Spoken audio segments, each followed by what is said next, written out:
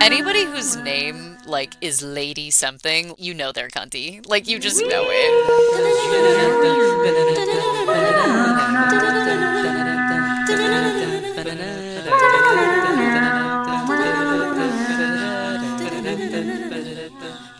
And we can begin.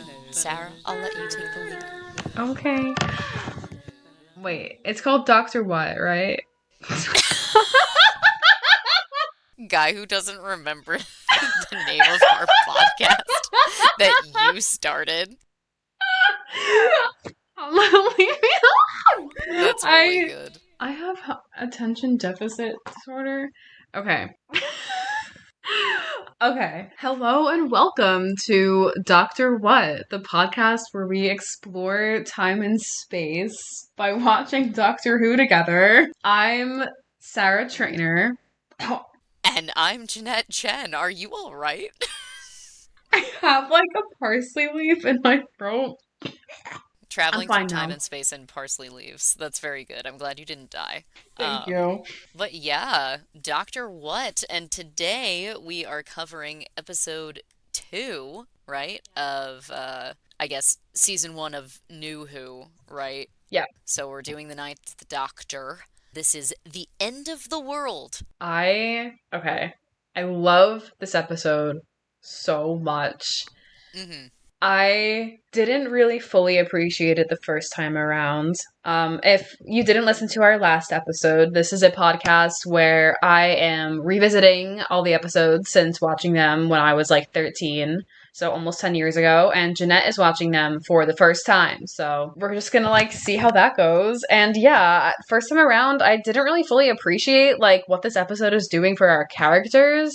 And I'm talking about this because the title of the episode is The End of the World, and I was just thinking, like, not only is the physical Earth exploding, but it also kind of feels like the end of Rose's world as she knows it. Ooh. Like, this is a very important episode for Rose's character. Mm-hmm. And I just think it's so clever. Like, I really... Like, they could have titled it anything else. They could have been like, oh, the end of the Earth. Like, they didn't say Earth. They chose world. I think it's purposeful. Yeah, I was actually thinking about that too, but kind of in a different direction. Okay. Because I think this is the episode where we first get into the Doctor's backstory about, like, his home planet being destroyed, right? Yeah.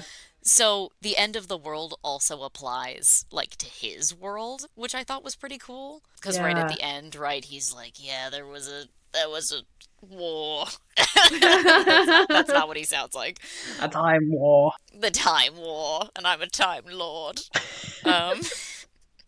But I thought that was an interesting play as well, that there are different worlds ending. It's Rose's, it's the Doctor's, it's Earth, you know. Yeah. Ah, man, I love it. Okay, so do you just want to, like, go through the episode, like, beginning to end, just, like, talk about all the things? Sure, yeah. We could give kind of, like, a summary of, like, what happens, perhaps, and then we can talk about it for people who haven't seen the episode.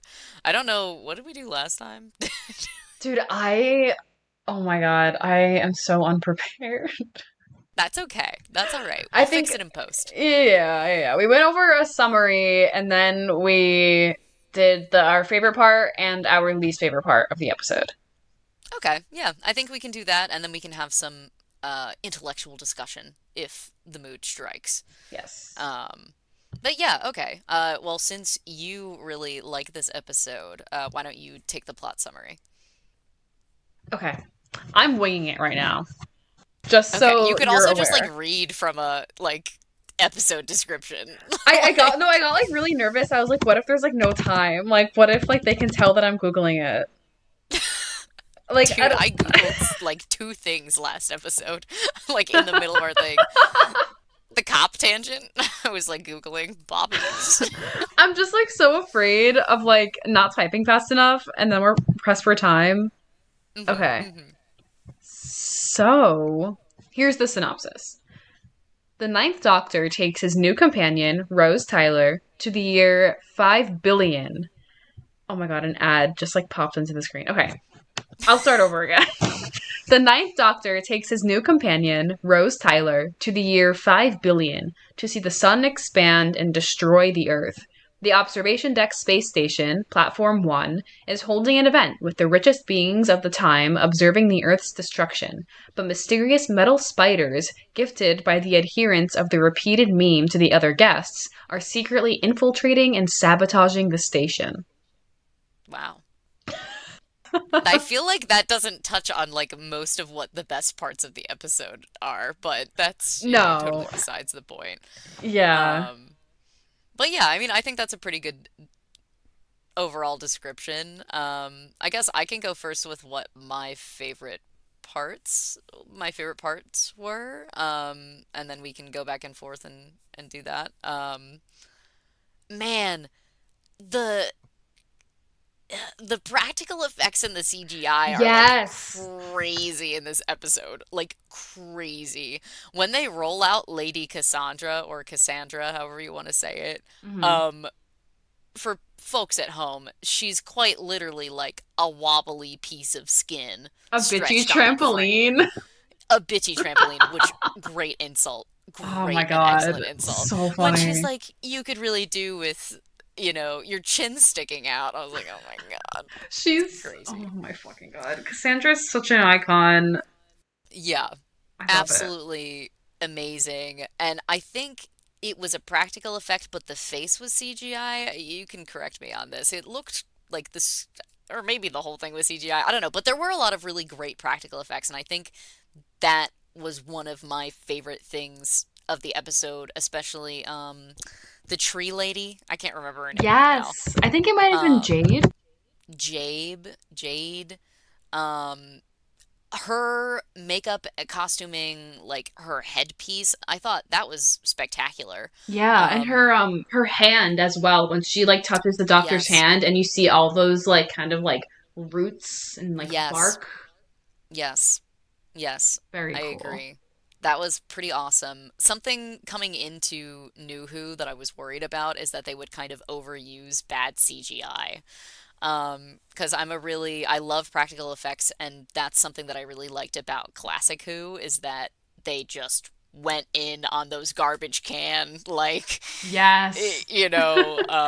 really bad practical effects, but it felt so genuine.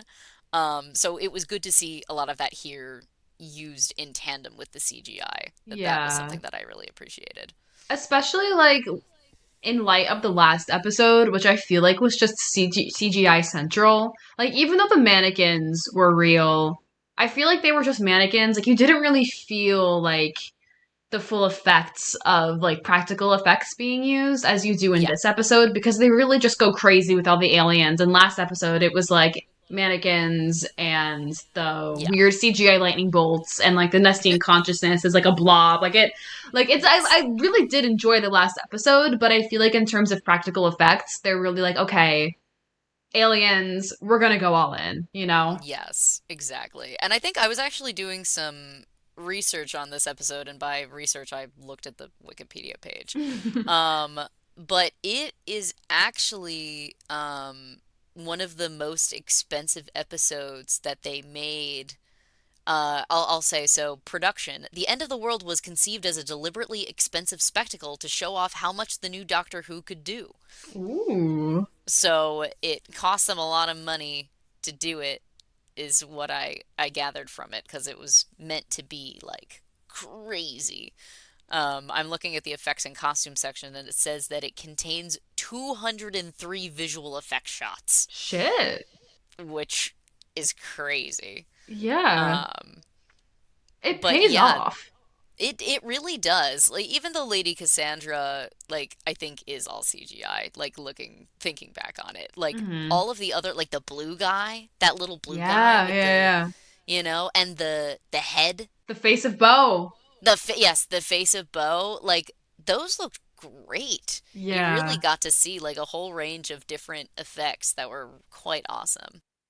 It was so cool. I think you also really empathize with Rose in the situation as well because Hmm. like she's blown away by seeing actual aliens and like you can't help but be in her shoes there, you know? It's not like Hmm. you're suspending your disbelief at like someone like being, I don't know, like super upset by like a weird CGI plastic person. It's like, Right. no, like I also feel that way. Like, holy shit, like those are tree people, you know? So I think that's really cool. Yeah. I agree with you on that. How about you? Yeah. My favorite part, Yeah. I love like the character development in this episode. I think that it wasn't something I picked up on at all on my first watch or really like remembered. Like when I think of this episode, I think of all of the crazy aliens. Like that's the first thing. And like of course like Cassandra, like she is like a staple. I Yes. man, I still think like moisturize me when I'm like putting lotion on my hands. Like she just like lives in my brain. But like I so last episode we were talking about how Rose like runs off with this guy and it's like indicative of like past like behavior because, you know, she also like ran off to be with a guy in high school and like all those things. Right. And I wasn't really sure if the writers were going to acknowledge it at all because I don't really remember like I remember them going really full in on like this like little like flirtation with like Rose and the doctor, but I didn't really think of like the consequences. Like I just didn't remember. But here we fully see the consequences. Like Rose is super overwhelmed by this. She like freaks out, and when she's talking with the plumber, Ruffalo, who Yes. is like Great name. super cute by the way. Yeah, yeah, yeah. Yes. Um, it's like she's trying to find some semblance of like normalcy, and she runs into a plumber, and she's like, "Oh, thank God they still have plumbers." And then, like, she's talking to her, and she's like, "I just hitched a ride with this man, and like, I don't even know who he is. Like, what the hell am I doing?" Which if I was Ruffalo, I totally like would have called the police. Like that's an insane thing to just like hear, and then like immediately after Rose leaves, she's just like, "Well, gotta get back to work." Like, bro, like Bro, sometimes it's like that though. You gotta fix a leak. that is true. Although it did cost her her life. She got dragged into the vents by spiders. Which how did that happen? Uh, Look, it's Doctor Who, but No, this is true. yeah, yeah. I was just thinking when I watched it, I was like, how many spiders are there that they managed to like hoist her up into the vent? Like Maybe a she, fully like, grown her bones person. were hollow or something. Like, because she was an That, alien, right? yeah, I mean, that is true. Yeah, but that is really interesting, that you bring that up, because I thought that conversation was really good, and then, the doctor gives a little bit of his backstory, but then when they leave the TARDIS and they're back, like, in, present day, quote unquote, Yeah. then immediately she's about to talk about how she feels, and then she's like, let's just go get some chips. You're a cheap date. Like, ha ha ha. And I was like, are we just gonna, like, ignore, No, like, yeah. everything that we just talked about right I now? was Like, also what? I was also thinking about that because like I wasn't sure how to feel about that scene. I was like, are we just kind of like brushing off what just happened? Or I mean I also oh my god, I have so many thoughts. I need to like think of how to articulate them because I just love this episode so much. Yeah, yeah. I don't know if I talked about this in the last episode, but I really related to Rose in this situation, not because I have left the planet Earth at all, but like Hmm. I A recently likely graduated. story. Yeah. Shh, don't tell anyone. Um, I recently graduated university and moved out for like moved out fully for like the first time on my own and have a bunch of different jobs that I'm doing and I'm just like trying to like make it and I feel like I have a whole different perspective on life that I than like I used to. You know, like I have finally realized like how young I really am and how young I have been and how I really just do not know anything about the world. And I feel like that is a very common young adult experience. And Rose is like 19 and she is already in that phase in her life, but she's just thinking, I'm done with this town, I'm done with these people, I want to travel. And then she sees just how big the universe is and how small she is and when she returns back to London in the present day, she's like standing there among the crowds, just like she is completely changed. Like she's not gonna come back from the experience that she just had. Like they don't talk about what happened, which is its own thing. But her just standing there and being like, you know what, like I want chips. Like I want like something normal, you know? And when she's calling her mom on the satellite, her mom who like in the last episode is really nagging and like annoys her, like being on the phone with her mom was just a grounding thing and now she just wants some chips. Like I really liked how they had Yeah, her appreciate like the mundane things in life that she was running mm-hmm. away from. For sure, for I thought sure. that that was really cool. Yeah, and I'm interested to see how that'll continue like further in the show. Excuse Yeah. me. If she'll really cling to more of those grounding things or if she'll kind of get lost in the doctor's whole like what did he say? Like hokety pokety or like hullabaloo or what does he Yeah. say? Jibber jab? It What does was he like say? I know that Jiggery Rose pokery. Jiggery jiggery pokery. pokery. Yes, yeah. Yes.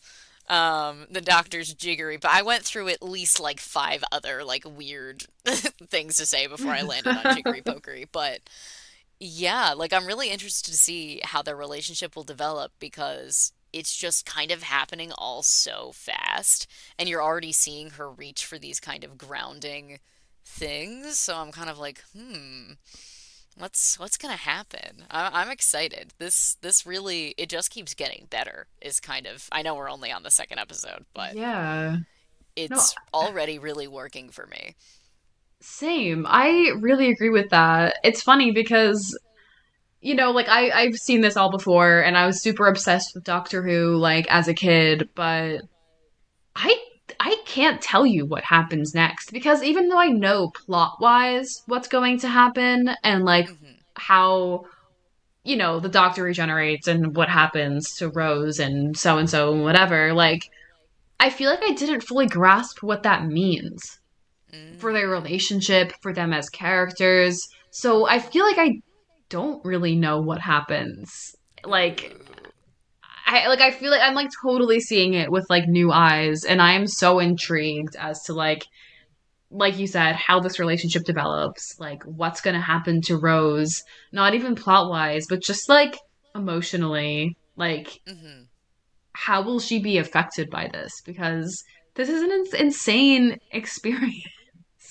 Like she Yeah. saw the planet like it escalates so quickly, like they're fighting Yeah. like these mannequins and then they see the earth explode. Yeah, and they don't Like even see it actually explode. Like, don't they see it after? Like, she even says yeah, nobody yeah, was yeah. actually around to see it go, which Yeah. is so, man, that really got me. I was like, damn, nobody was even watching, and it just went out without a shebang. But yeah. Yeah. That also kind of reminds me of like I'm not gonna I think that in this episode we see how Rose she's beginning to appreciate the mundane, but also she's just very kind-hearted. She is a person that I feel, although she likes to live fast and like travel a lot, as Hmm. we've seen, like she wants adventure, but she also really values like the people she meets. Like she stops to Yeah. talk to the plumber Yeah. and like wants to know like where she's from and who she is as a person, even as she's struggling with the fact that she's an alien. She kind of like Hmm. relates to her, and when Cassandra is like drying up at the end, she asks the Yeah. doctor to save her. Yeah. Even though she's a bitchy trampoline. Yeah, oh my god. Yeah. That scene, she basically is like, I'm gonna talk to Michael Jackson, she calls her. And that It's so good. It's just so good. just goes over and like drags her. Like and like that's it. And then when she's done insulting her, she's just like done. Like it's so funny. It's so good. Well, so we've been talking a lot about all the ways that we like this episode, but I'm wondering, are there any downsides for you? Like, was there a least favorite thing? Um, honestly, like I don't know. I definitely should have had this in mind when I was like watching it, but I just like felt so like blown away by like how well, like the characters were developed. Actually, I guess maybe my least favorite thing would be how at the end we kind of just see them revert back to like being flirty with each other. Yeah. And yeah, they do know more about each other at this point, and they've been through a lot. But I don't know, like after going through all of that work and having Rose like freak out and like have her moment of being like, I don't know if I want this. But then right after she's like, when you take me back to your blue box, like I just didn't really understand like where that shift happened. Mhm. Yeah. So I would say, and this is me saying this not knowing how it's going to develop in later episodes, but I would Mhm. say that the ending felt a little unearned to Right. me. Like I Yeah. wanted like more out of them both emotionally before Right. getting to that point. I totally agree with you. That was going to be my one thing too, and I touched on it a little bit Yeah. before when we were talking about it, but I totally agree. And I think, it would have been a tough thing for it to be literally episode 2 and already your companion is like, "Okay, I'm fed up. Like, I don't know if I want to continue," and then just doesn't. So we Hmm. needed to get back around to them traveling together again somehow, but it did feel a little like, really? Yeah. Like you're a cheap date. Like you nearly died. Like you nearly died. Literally, literally. But, I gotta get my chips before we go back in the blue box. Yeah, I mean, I feel like if that scene had been drawn out just like a little longer, it would have been better for me. Because you know what? This is like part of like the whole. This is part of my dislike, a more specific thing. When she is like demanding answers from him, when she's like, okay, like, who the fuck are you? Where are you from? Like, why aren't you talking about yourself? I'm on this trip with you. Like, you need to tell me about yourself. And he's just like evading the questions. And then she's like, well, my mate Shireen says not to like fight with the designated driver. So she just like completely pivots. And you feel her do that again when like he does reveal a bit about himself to her, but she asks like one too many questions, I guess, and she like realizes that he's not going to answer them and kind of like pulls back and is like, "Well, let's get chips," like. Yeah, exactly. And you do wonder like, is that just something we're supposed to accept? Like, I really don't Mm-hmm. know. Mm-hmm. I think also, and this thought like just occurs to me now as you were talking about it. I wonder if it's supposed to be indicative of, as you were saying before, I mean, she's a very relatable character. She's 19, she's young and is kind of doesn't really know what she wants in the world and she acts impulsively. I wonder if that kind of on a dime thinking is a part of her character in that way, like she's so young so she doesn't necessarily know how to cope with the like the more difficult questions, and that's why she kind of switches on a dime, like she has to turn to almost misplaced levity in order to deal with situations. I wonder if that, I don't know if they're thinking that hard. Like, we might be thinking too hard about it. But I wouldn't say it's totally unrealistic, even though it made me go, what's going on here? I don't know. I'm sure, like, it feels like it could be realistic still because she is so young and, you know, just, she doesn't really know how to stick with those heavy matters for longer than I thought about it and I can't do it anymore, so let's get chips. I don't know. Does that make sense? No, that makes perfect sense. And as you were talking, my immediate thought was like, you know who else fits that character description that you just gave? Who? The doctor. Dude. I think that it might be intentional because, like, he is exactly the same. I was just thinking he is so flirty with, like, everyone he meets. He is so, like, lighthearted and like is traveling around and whatever. But the second things get serious, like he can't cope and he deflects. Right. Right. And Rose does the exact same thing. Dude. We're making connections. We're unlocking the connections. Or like Charlie Kelly in front of like the Pepe Sylvia like grid thing. Exactly. Exactly. That is so interesting. That is so interesting, yeah. Because I'm also thinking about, Yes. so there was that scene where, they were flirting that whole Hmm. time, like, and Rose is like, "Oh, don't stay out too late, blah blah blah." And then when they're in but when she, grabs his arm and is like, it's a miracle that you're here and like all this, they had been flirting and then it like Yeah. switched and you could feel that like discomfort, that he was kind of like, I don't really want to, talk about this Hmm. right now. So that is interesting. Yeah. Much to think about. Much to think about. You know, also, like, something that kind of stuck out to me when I was watching that interaction was the fact that he Mm-hmm. acknowledges his pain in a way with Jabe.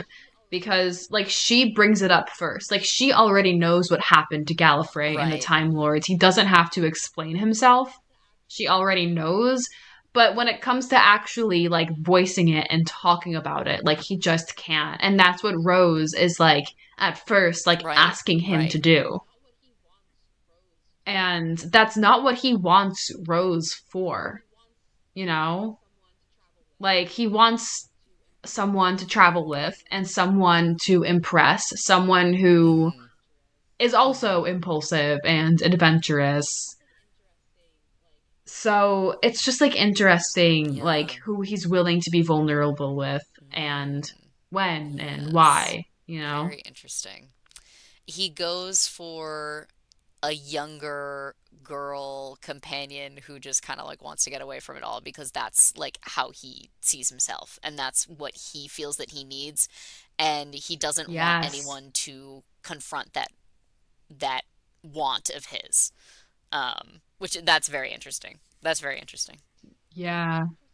It's also interesting because when he gets mad at Rose and he kind of like snaps at her, Yeah. he's like, "This is who I am, like the present, right now, like this is me. Nothing that mattered in the past, like nothing that happens in the past, like matters, you know, like this is all that matters." But it's like Rose, No. like that's not a sustainable mindset. And Rose was down for it at first, but the second that she actually like starts like to think, he's like, "What are you doing? Right. Like we were having fun, Exactly. like." It's kind of like Peter Pan a little bit. Like Peter Yes. Pan Oh and, my Wendy god. Darling, Yeah. the way that Peter Pan is like fun and he's literally the embodiment of youth, but that's with all of the immaturity that comes with as well. So, I don't know. That was just like a random connection that I made just then, and I would have to think about it some more, but I think that'll be interesting to think about going forward, how the Doctor and Rose are Definitely. similar and how the Doctor picks companions going forward. Like what, that'll be very interesting to look at. I want to watch the next episode right now. For sure. Ah, this makes me like so excited. Ah, fuck. I was thinking of something while you were talking and I just it's like completely like ran away from me. Oh, no, it came back. Okay. We were talking about how that like interaction at the end of the episode is like kind of weird for Rose's character arc. But when you look at it from like the Doctor's perspective, like I feel like from his perspective, he's like, okay, like I was vulnerable and we're good now.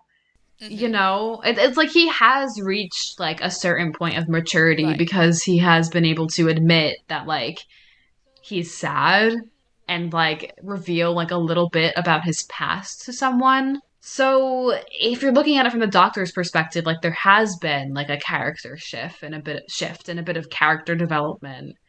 Um, but it's just like the fact that he's traveling with Rose, who doesn't really seem to have like made that same conclusion. Like I feel like Yeah. it shows you that there is still something off. Like they Yeah, still for have sure. not completely grown. Which it would be crazy if they did in the second episode. Yeah. But No, yeah. Like like we know more about Rose and we know more about the doctor and they are closer now and we're just gonna see what Yeah, happens. I think that like it for a second episode, it does a really great job. 100%. Planting those seeds, getting you hooked. You want to see how it's going to develop. Like, I'm so excited. I'm so excited. Yeah. They are doing a great job of like teasing out like the doctor's past, just Yes. giving you like little tidbits. Like you don't know what happened. And I think also for like a classic Who viewer, it would be really interesting because all like the events of like the war and like what happened to the Time Lords, like that's not really talked about in classic No. Who, right? Like that hasn't No, happened. not really. They definitely focus a lot more on like the doctor's, I guess, emotional state and like backstory and stuff in New Who, as far as I'm aware. Because I think in, classic Who, it's more like, this guy, he's going on wacky adventures, it wasn't too concerned, as far as I remember. Maybe I'm completely wrong, and any classic Who viewers can correct us on this if there are any in our limited audience. Um, but yeah, I don't know. It's definitely an interesting take. I think it's like a more nuanced take that serves kind of a more modern audience that wants this development and this personality growth from him. So I don't know. We'll have to see. We'll see. For sure. Yeah. All right. Is there any Other oh, were you gonna say what I was gonna say? Yes. Yeah, yeah. Are there any closing thoughts? Yeah. I do have a couple of little things about the episode that I just wanted to touch upon before we end. Um, Cassandra's one-liners are so fucking funny. Yes, agree. She is so cunty. Like, at least it'll be quick, just like my fifth husband. And then she's like laughing at her own little joke, like, stop it. Like, I can't believe I said that. Anybody whose name like is Lady something, like they're cunty. Like you just know it. Yeah. And then she's like, oh, they prohibited the use of like teleportation devices, but I'm such a naughty thing. Please. That delivery is so It's good. really, really good. It's so. Also, I can't believe we went the whole episode, our whole episode, not the whole episode of the show, but I can't believe we went this entire time without bringing up toxic. Because Oh my god, that yes. that is the only thing. I mean, I knew about Lady Cassandra before I went into this Hmm. episode. I didn't know she was in this episode, but like when I saw her, I was like, ah, bitch. Um, the only other thing that I knew about this episode was the fact that they played Toxic in it. So when it happened, I got so hype. I was like, oh my God, especially since just yesterday I was at the bar singing karaoke and I did Toxic and I didn't Oh my even like god. connect the two that we were gonna be recording this episode and I was like, wow, the world is like aligned right now. Like I feel in my zone. I fucking love that scene, and I love that you sing it at karaoke. That's so fun. I especially love how this episode was released in like what, like Yeah. 2005, 2006, and they call Toxic a classic like Earth ballad. Yeah. It still is. In 2023. Like like that holds up, and I absolutely love it. I love that for Britney Spears. hmm Britney forever. Yeah. Queen Britney. Also, one more thing. There's like an announcement on the satellite in the beginning of the episode where they say that they are banning weapons, teleportation, and religion from platform 1. And that's so funny. I That's really I love good. that. I know that like we are at the end and like you probably want to go to bed, but I just keep thinking of things that Yes. I want to talk about. Is that okay? Yes, totally. I love how the repeated meme guys, I wrote down in my notes the repeated meme guys. Yes. I do not remember their full name. Um, but they are just so obviously shady. Yeah, it's And true. I did not. No, it's like so funny, and like I didn't really think. I was like, oh yeah, these are the shady guys, and like, oh, okay, yeah, they're the red herring. But I love how at the end the doctor was like, well, yeah, that's all well and good, and like frankly pretty obvious. But and I just like thought it was so funny that he just like pointed it out. I feel like that doesn't happen. Hmm. Um, and I thought that that was funny. Yes. Also, when Cassandra dies, on a whole different note, and Rose asks the doctor to spare her because she sees him at this point as like a savior. He literally saved the planet Earth the last time she met him.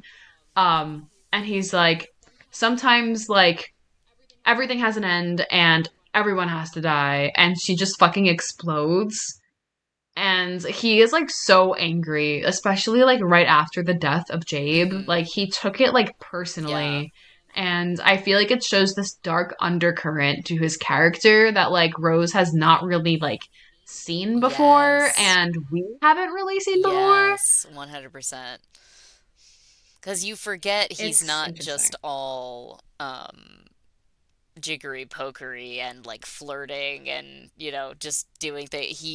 He has survived like the destruction of his planet and like a crazy war, and we don't really know exactly what he's capable of, like powers wise and also like emotionally or whatever yet. So I'm glad you brought that up because I also was kind of thinking about that, and I'm like, ooh, how's it gonna get crazy? Yeah, like I cannot wait to see Rose like just not be able to ignore it, Mm-hmm. you know? Mm-hmm. Because she sees this dark side of him, but he's killing, well, not killing, but he's letting this person die who was responsible for the death of another person and was willing to let a ton of other people die and was just like a bad person, Yeah. right?